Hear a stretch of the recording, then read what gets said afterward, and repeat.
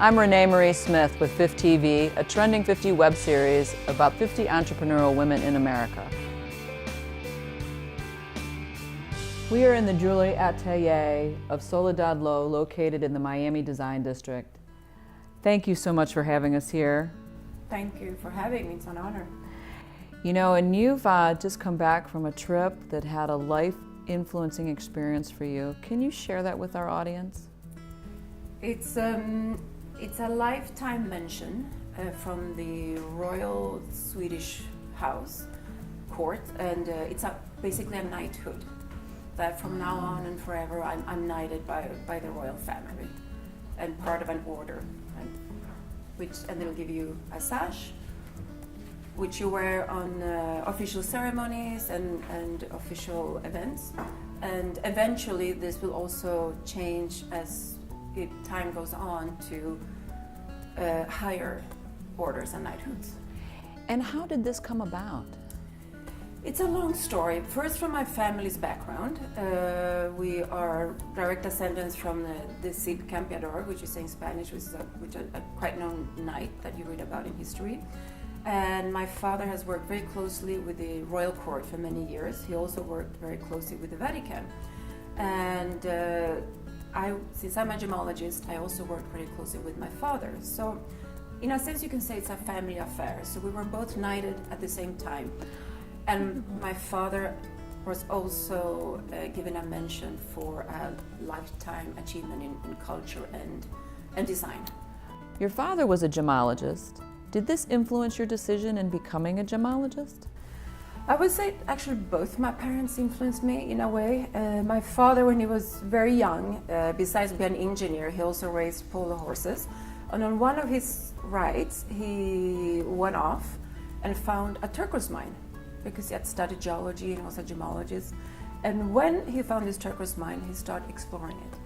And that went on to studying lapidary work and going to Germany every year and finding more stones and actually becoming an expert in lapidary work. And my mother is an anthropologist, so I think together they really shaped me into what I'm doing today, without me really knowing it, because as a child you said, I'm not going to do what my parents do. But I realized later on, when I finally took on jewelry design and studied gemology, that I had so much in my background that I almost already knew everything. Oh, fabulous. And you've had an amazing career as a jewelry designer. You worked for a period of time with auction houses. Can you explain how that worked? Well, I started as a gemologist in the auction houses, both in Stockholm, London, and New York. And after a while, I'd realized that it's fabulous to work with antique jewelry, and you learn so much.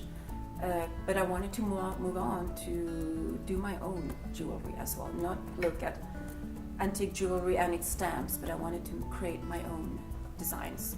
So that's how I moved on to jewelry design. From the auction houses, you transitioned into a position as the head designer for a firm in New York. What was the name of that firm you worked for? The name was Yuri Ichihashi. It's a Japanese firm with offices in New York. And it was quite a bit of a journey, because I'd worked for auction houses with a background in art history and gemologist. And as I mentioned before, I woke up one day saying, I need to move on and do something else. I think my lust for adventure always keeps me moving.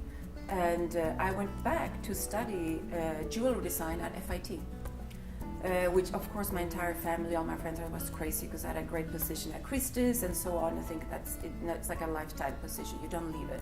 I said, I'm going to move on. And I went back and I studied at Fashion Institute of Technology. I graduated with honors, and before I graduated, since I had honors, this company approached me to see if I wanted to become their head designer. And I thought it was really fascinating that it was a Japanese firm. They did everything, or we did everything, hand woven, based on the obi of the kimonos. And you have 45 different ways of tying an obi. So I designed different ways of how to use the weave of the obi in gold jewelry. So it was a very exciting time. Then your entrepreneurial spirit kicked in and you decided to open your own firm. Can you share with us what that felt like? Again, my spirit of adventure, and I can't sit still. So after another it was almost 3 years, I decided now it's time to move on, and I really wanted to open my own gallery. I had this idea when I lived in London. I was transferred to New York. I thought, oh, this is really what I always wanted to do. I have this idea that I was going to move to New York, open a gallery, never be married, and just have fun. I did eventually marry, and I did eventually have children, but I did open my gallery. And it had always been a dream, and I was representing 25 other jewelry designers besides my own designs, and we were 3 partners, and we opened one of the first, so to speak, conceptual concept galleries. Now there's a few in New York. At the time we were unique, and it was really an exciting time. But now we're sitting in your beautiful gallery here in the Miami Design District. You know, and you've lived in Argentina and Spain and Sweden and New York. What brought you to open where we are today? So after New York, my husband and I did a short stop back to Sweden. He's from Switzerland, but we stopped in Sweden, and we had to come back to the US for my husband's work. And New York wasn't really on the map because we thought with 3 children it would be very hectic, it would be a lot. Then he was offered to open an office in Miami, so we thought, why not? We heard so many amazing things about Miami. It's growing, it's exciting, so let's try it.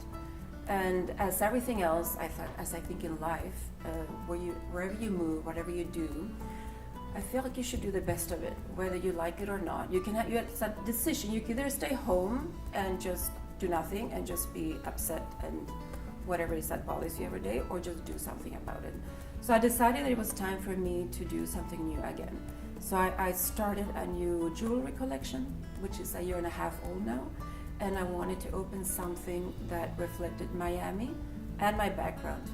And I found this in Buena Vista in the Design District. I thought this was fabulous. Why go into a gray office with a doorman when you can actually have a lifestyle experience and bring in Miami, this old house from 1932 with new Miami and my own background just in one set. One of the beliefs at Trending 50 is that change starts with one person. And our goal is to help women define success on their terms. Soledad, how do you define success for yourself? I had that question many times. What is success for you? For me, success is, I think more than any times, is one, it sounds quite basic and cliche, but it's happiness. Achieve happiness and also be calm, inner calm and inner peace, and be able to just live your life in full happiness. And whatever achievement or goal you've set for yourself, that is what is fantastic for me. I don't compete with other people. I don't believe in competing. I don't like races. And I try to raise and educate my children sort of the same way. It's always good to have a little bit of ambition, but not when at other people's cost. It should be not on your cost, but you should set yourself goals and try to achieve those in the best way you can. So that to me is success. Soledad, thank you for being with us Thank here you. today. This is Renee Marie Smith. Thank you for watching FifTV, a Trending 50 web series. If you enjoyed the video, hit like and share.